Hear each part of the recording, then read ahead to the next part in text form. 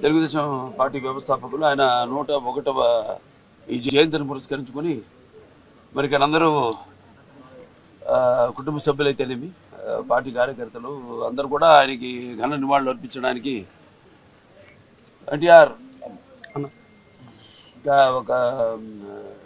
ఒక శక్తి ఆయన ఎన్నో సందర్భాల్లో చెప్పడం జరిగింది. ఎన్టీఆర్ అంటే కేవలం నందమూరి తారక రామారావు మాత్రమే కాదు, ఎన్నట్టు నటనాలయం, ఆయన ఇల్లు ఒక నటనాలయం, అందులో ఆయన ఒక నటరాజు నరసింహుడు. టీ అంటే తారామండలంలో తారక ధ్రువ తారకుడు, ఆర్ అంటే రాజర్షి రారాజు, రాజకీయ దురంధర యుగంధరుడు, రమణీయ రమ్య కమనీయ సౌమ్య గుణధాముడని.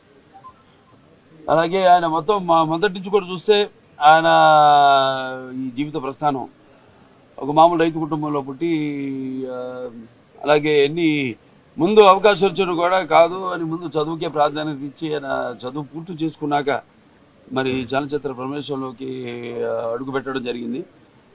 అదే ఇక ఆయన చలనచిత్ర రంగంలో ఆయన ప్రస్థానం గురించి వేరే చెప్పనవసరం లేదు. ఎన్టీఆర్ అంటే ఒక నటనకు నిర్వచనం, ఎన్టీఆర్ అంటే ఒక నవరసాలకు ఒక అలంకారం, ఎన్టీఆర్ అంటే నటనకు ఒక విశ్వవిద్యాలయం.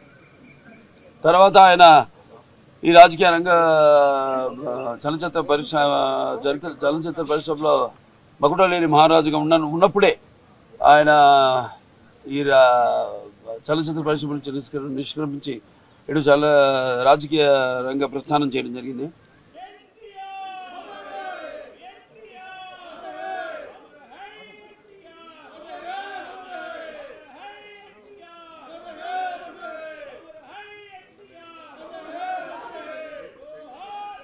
తెలుగుదేశం పార్టీ వ్యవస్థాపకులు ఆయన 101వ ఈ జయంతిని పురస్కరించుకొని మరి ఇక్కడ అందరూ కుటుంబ సభ్యులైతేనేమి పార్టీ కార్యకర్తలు అందరూ కూడా ఆయనకి ఘన నివాళులు అర్పించడానికి ఎన్టీఆర్ ఒక శక్తి ఆయన ఎన్నో సందర్భాల్లో చెప్పడం జరిగింది. ఎన్టీఆర్ అంటే కేవలం నందమూరి తారక రామారావు మాత్రమే కాదు, ఎన్నట్టు నటనాలయం, ఆయన ఇల్లు ఒక నటనాలయం, అందులో ఆయన ఒక నటరాజు నరసింహుడు. టీ అంటే తారామండలంలో తారక ధ్రువ తారకుడు, ఆర్ అంటే రాజర్షి రారాజు, రాజకీయ దురంధర యుగంధరుడు, రమణీయ రమ్య కమనీయ సౌమ్య గుణధాముడని.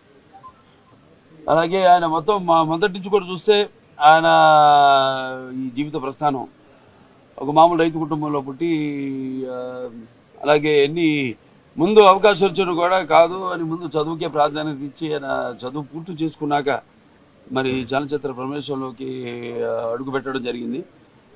అదే ఇక ఆయన చలనచిత్ర రంగంలో ఆయన ప్రస్థానం గురించి వేరే చెప్పనవసరం లేదు. ఎన్టీఆర్ అంటే ఒక నటనకు నిర్వచనం, ఎన్టీఆర్ అంటే ఒక నవరసాలకు ఒక అలంకారం, ఎన్టీఆర్ అంటే నటనకు ఒక విశ్వవిద్యాలయం. తర్వాత ఆయన ఈ రాజకీయ రంగ చలనచిత్ర పరిశ్రమలో మకుటలేని మహారాజుగా ఉన్నప్పుడే ఆయన ఈ చలనచిత్ర పరిశ్రమ నుంచి నిష్క్రమించి ఇటు రాజకీయ రంగ ప్రస్థానం చేయడం జరిగింది.